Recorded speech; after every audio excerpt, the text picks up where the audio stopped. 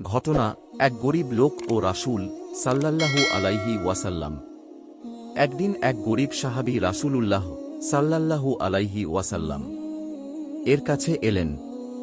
তিনি খুব দরিদ্র, গায়ে ভালো কাপড় নেই। তাঁর সামনে এক ধনী সাহাবীও ছিলেন।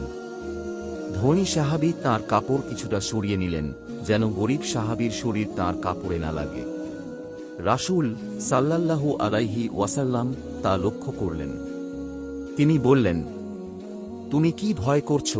গরিবের দারিদ্র্য তোমার ওপর এসে পড়বে। ধনী সাহাবী লজ্জিত হয়ে বললেন, না ইয়া রাসূলুল্লাহ, আমি ভুল করেছি।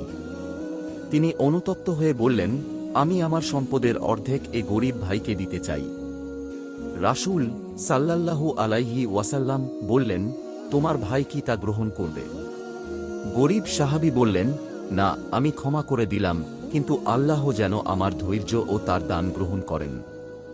শিক্ষা, দীনতা বা বিত্ত এগুলো দিয়ে একজন মানুষকে বিচার করা অনুচিত। আল্লাহর কাছে মর্যাদা তাকওয়ার ওপর নির্ভরশীল।